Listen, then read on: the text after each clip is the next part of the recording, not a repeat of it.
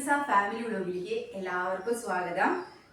ഞാൻ അരി കഴുകിയിട്ട് രാവിലെ നേരത്തെ എണീറ്റു. ചേട്ടനും നേരത്തെ പോകേണ്ടതുകൊണ്ട് അപ്പം മുട്ട പുഴുങ്ങിയും നട്ട്സൊക്കെ കഴിച്ചിട്ട് ചേട്ടൻ പോയി. ഇനി ഞാൻ കുറച്ച് ചോറ് വയ്ക്കാനുള്ള പരിപാടിയാണ്.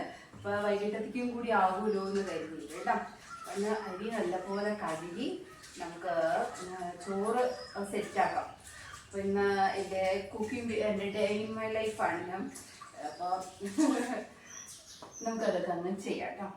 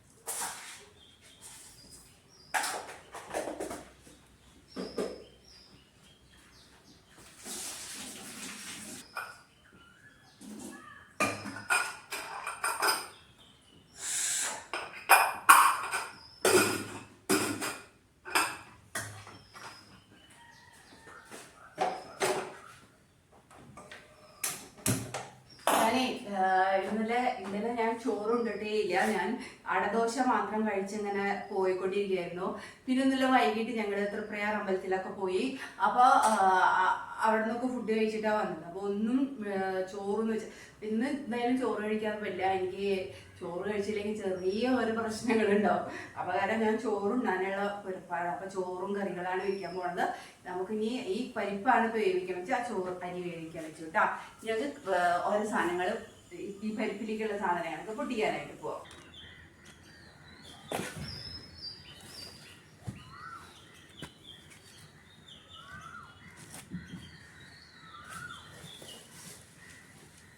മനസ്സിലായില്ലോ എന്താ ചെയ്യണമെന്ന്. പിന്നെ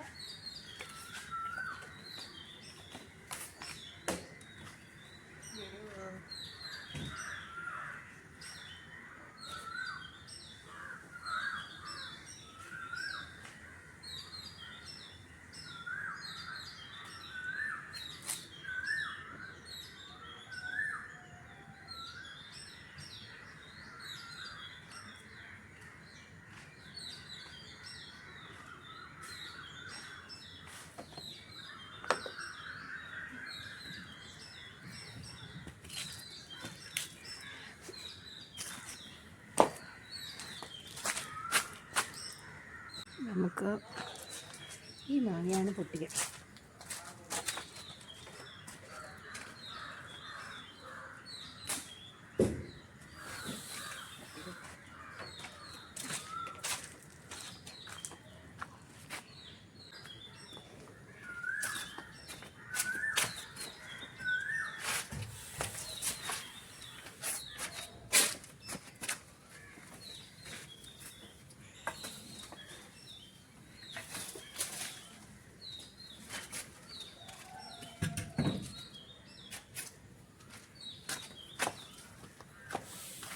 മാങ്ങയിലും അതുപോലെ മുരിങ്ങക്കായൊക്കെ പല വഴിക്കാണ് പോയത്. ഒന്ന് തെക്കോട്ട് ഒന്ന് പടിഞ്ഞാട്ട് അല്ല കിഴക്കോട്ടാണ് പോയിരിക്കണത്.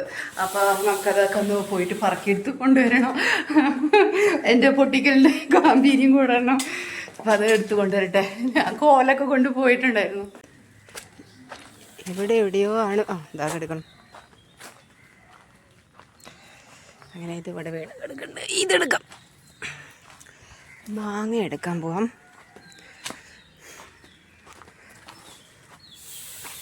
മാങ്ങ ഇവിടെ കിടക്കുന്നുണ്ട്. കുക്കറിലെ ശബ്ദം ഇങ്ങനെ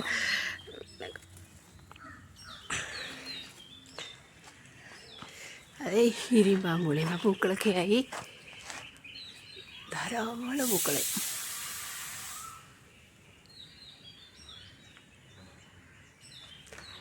പുളിയും ഉണ്ടായിട്ടുണ്ട്. കുഞ്ഞ പുളി, കുഞ്ഞു പുളികളുണ്ടായിട്ടുണ്ട്.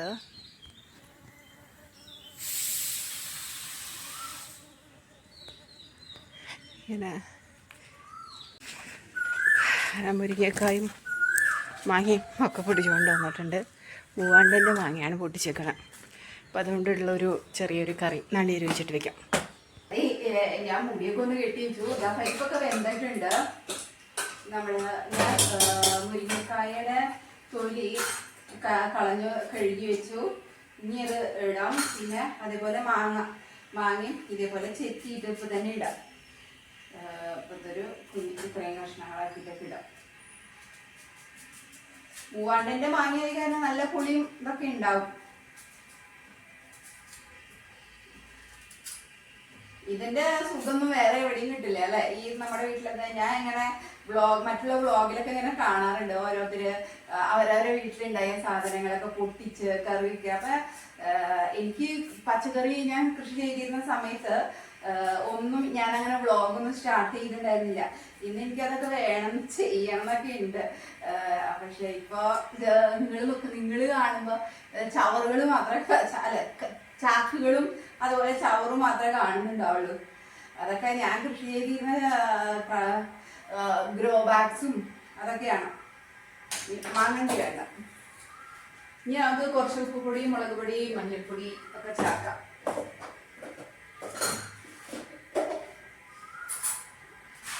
ഞാൻ ഇന്ന് കുറച്ച് മല്ലിപ്പൊടി ചേർക്കുന്നുണ്ട്. ഒരു ചെറിയ സ്പൂൺ മല്ലിപ്പൊടി ചേർക്കും.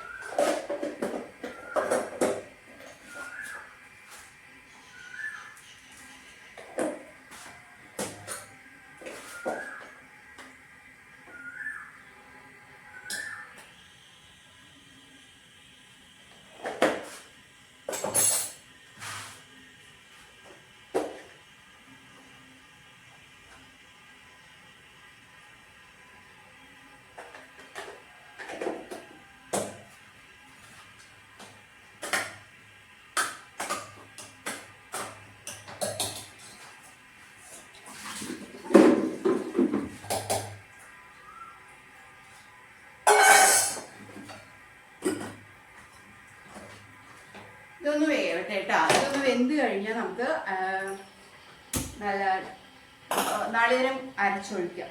നമ്മുടെ മുരിങ്ങക്കായ കറി ഞാൻ റെഡിയാക്കിട്ടോ. അതെ, ഞാൻ വീഡിയോ എടുക്കാനായിട്ട് വിട്ടുപോയിടോ. അതാണ് ഉണ്ടായത്. കേട്ടാ, അടിപൊളി മുരിങ്ങക്കായ കംപ്ലീറ്റ് ഉടഞ്ഞു പോയി. കുക്കറിൽ ഞാൻ അറിയാണ്ട് ഇരുന്നു. അപ്പം അത് അങ്ങനെ ഫോണിൽ നോക്കിയിരുന്നു കുറച്ച് നേരം. അതുണ്ടായത് 2 വിസിലായി ആ സ്ഥലം. അങ്ങനെ കൂട്ടാനൊക്കെ റെഡി ആയിട്ടാ സെറ്റായി. ഞാൻ ഒഴിക്കട്ടെ, പാത്രത്തിലേക്ക് ഒഴിക്കട്ടെ കേട്ടോ. പാത്രത്തിൽ ഒഴിച്ച് അങ്ങ് സെറ്റാക്കി വെച്ചിട്ടുണ്ട്. ഇതാണ് നമ്മുടെ പരിപ്പ് മുരിങ്ങക്കായ കറി റെഡിയായി. ഞാൻ അപ്പോൾ ആ ചീനച്ചട്ടിയിൽ തന്നെ കുറച്ച് ബീട്രൂട്ടൊക്കെ നന്നാക്കിയതുണ്ടായിരുന്നു. അപ്പോൾ അതങ്ങ് റെഡിയാക്കാമെന്ന് വിചാരിച്ചു. ഏതാ ബീട്രൂട്ടിൻ്റെ ഉപ്പേരിയും കൂടി വെച്ച് കഴിഞ്ഞാൽ എൻ്റെ പണികളെല്ലാം കഴിഞ്ഞു കേട്ടോ. പിന്നെ പ്രത്യേകിച്ച് പണികളൊന്നുമില്ല. അപ്പോൾ ഇന്ന് പ്രത്യേകിച്ച് അടിച്ചു വാരി തുടയ്ക്കണം, അത്രയേ ഉള്ളൂ. അപ്പോൾ Ajinthya Prasad family signing off. Tata, bye by.